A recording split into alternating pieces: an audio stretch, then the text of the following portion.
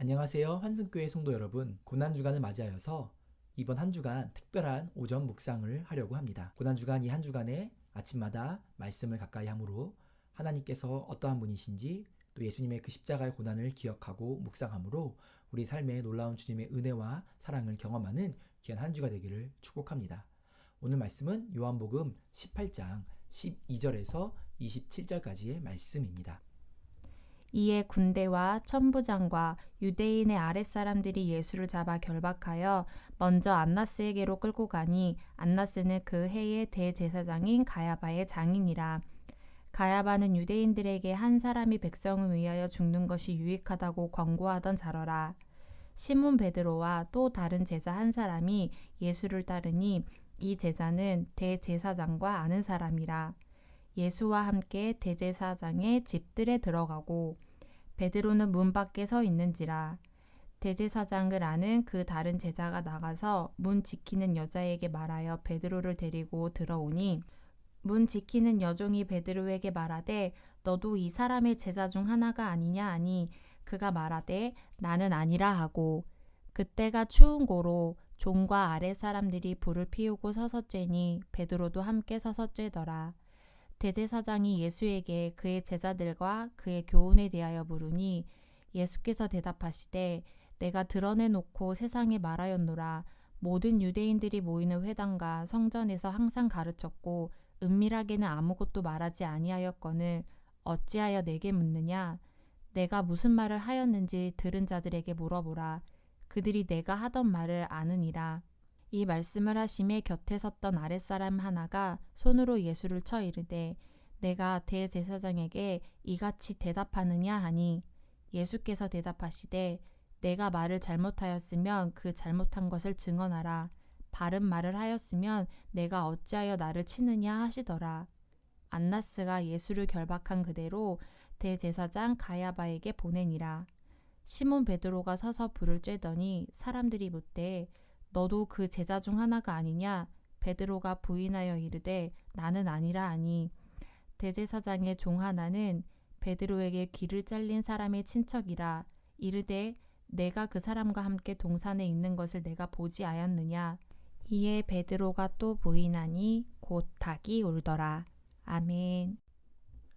오늘 본문은 예수님께서 체포되신 후에 안나스에게 신문을 받으시면서도 의연한 태도를 보이시고 그것과 반대로 예수님을 멀찍이 거리를 두고 쫓아온 베드로가 3번이나 예수님을 부인하는 그 비겁한 모습을 대조해서 보여주고 있습니다. 오늘 말씀을 조금 더 자세히 살펴봤으면 좋겠습니다. 가룟 유다로 인하여서 로마의 군대와 유대인들에게 잡히신 예수님은 결박당한 채 13절에 안나스에게 먼저 끌려갑니다. 이 안나스는 그해 대제사장인 가야바의 장인입니다. 이 안나스는 AD 6년에서 15년 사이에 가야바보다 먼저 대제사장직을 수행했던 사람입니다.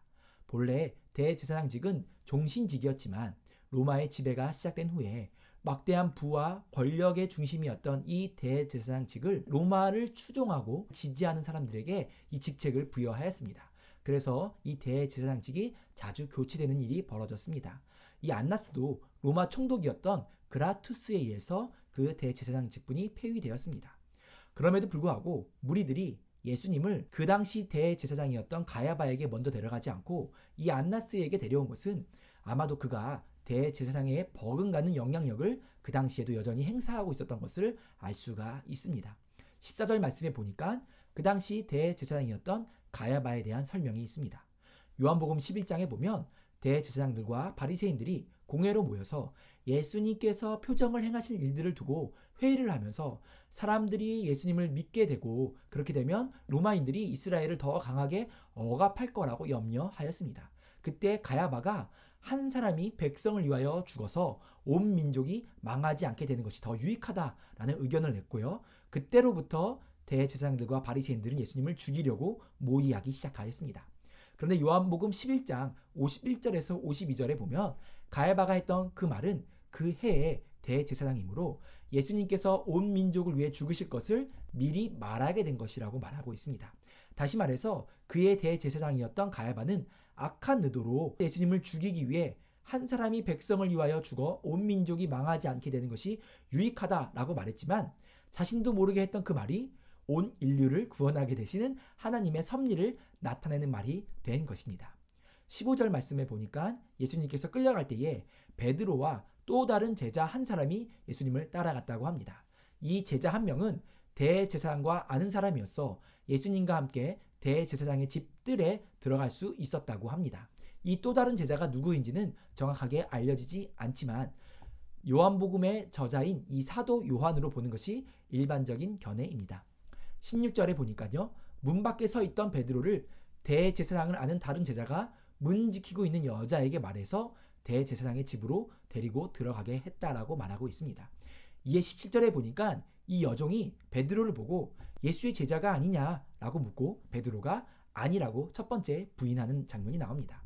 그리고 19절부터 24절에 보니까 예수님께서 안나스에게 신문을 당하신 장면이 나타내고 있습니다. 19절과 22절에 보면 안나스를 가리켜 대제사장이라고 말하고 있는데요. 13절에 보면 그 당시 공식적인 대제사장은 가야바였음을 나타내고 있습니다. 그럼에도 안나스를 대제사장이라고 말하는 것은 안나스가 그 당시 공식적인 대제사장은 아니었지만 이전에 대제사장이었고 여전히 배후에서 영향력을 행사하고 있기 때문에 그렇게 불렀던 것으로 여겨집니다. 18장 3절이나 또 요한복음의 여러 곳에 보면 대제사장들이라는 복수가 여러 번 표현되고 있습니다. 이것은 여러 사람이 대제사장직을 동시에 맡고 있다고 말하는 것이 아니라 대제사장직을 했던 사람들을 의미하고 있는 것입니다. 지금도 각 교단의 총회장은 매년 한 명씩 있지만 임기가 끝난 사람들에게도 증경 총회장이라고 부르는 것과 비슷하다고 볼 수 있을 것 같습니다. 안나스는 예수님에게 두 가지를 질문하였는데요. 그것은 제자들에 관한 것과 다른 하나는 예수님의 교훈에 대한 것이었습니다.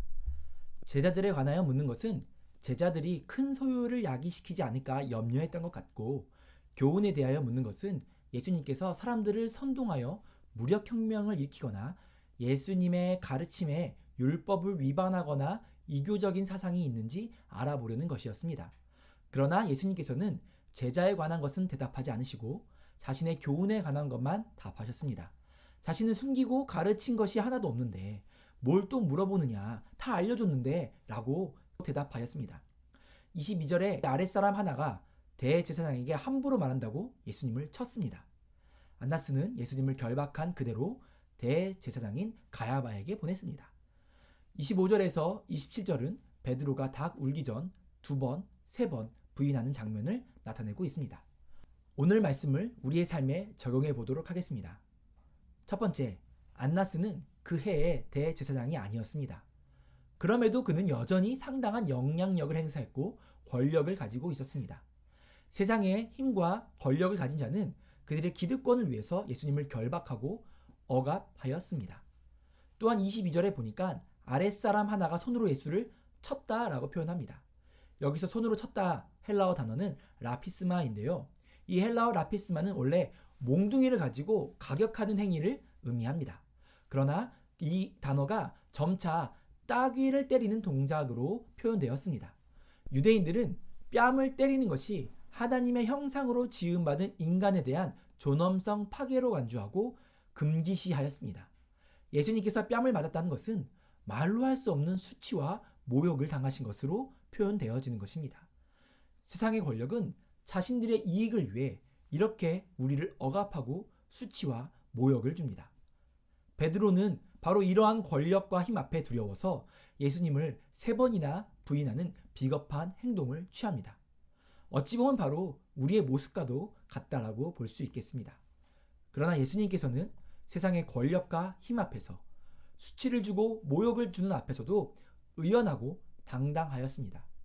왜냐하면 예수님께서는 세상의 권력과 힘보다 세상이 주는 수치와 모욕보다 십자가 뒤에 오는 기쁨과 영광을 바라보셨기 때문입니다. 히브리서 12장 2절에는 예수님께서 그 앞에 있는 기쁨을 위하여 십자가를 참으사 부끄러움을 개의치 아니하시더니 하나님 보좌 우편에 앉으셨느니라 라고 말씀하고 있습니다. 그렇기 때문에 믿음의 주요 또 온전하게 하시는 이인 예수를 바라보자 라고 히브리서 기자는 선언하고 있습니다. 여러분, 오늘 하루 믿음의 주요 온전하게 하시는 예수를 바라보므로 세상의 힘과 권력, 세상의 수치와 부끄러움이 아니라 십자가 뒤에 있는 영광과 기쁨을 누리게 되는 귀한 하루가 되시기를 축복합니다. 둘째, 안나스는 예수님에게 제자들과 예수님의 교훈에 관한 두 가지를 질문하였습니다. 그러나 예수님은 제자들에 대한 답변은 하지 않으시고 생략하셨습니다.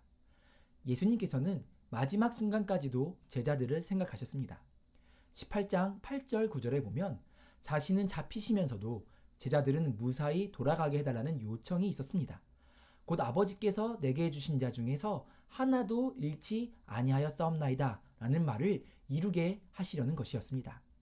안나스는 제자들이 몇 명이고 어디에 있고 지금 무엇을 생각하고 있는지가 궁금했습니다. 그래야 그들이 나중에 폭동을 일으키거나 사람들을 선동하여 반란을 일으킬 것을 막을 수 있었기 때문이라고 생각했기 때문입니다. 그러나 예수님께서는 그 질문에 한마디도 대답하지 않으면서 제자들을 끝까지 보호하셨습니다. 이 구절을 통해 우리는 예수님의 성품을 알 수가 있습니다. 예수님께서는 자신의 사람들을 끝까지 보호하시는 분이십니다. 결코 약속을 어기지 않으시며 저와 여러분을 세상 끝날까지 지키시고 보호하시는 신실하신 하나님이십니다. 오늘 하루 예수님께 우리의 삶을 온전히 의탁하여서 주님의 보호하심을 경험하게 되시기를 축복합니다. 여러분 사랑합니다.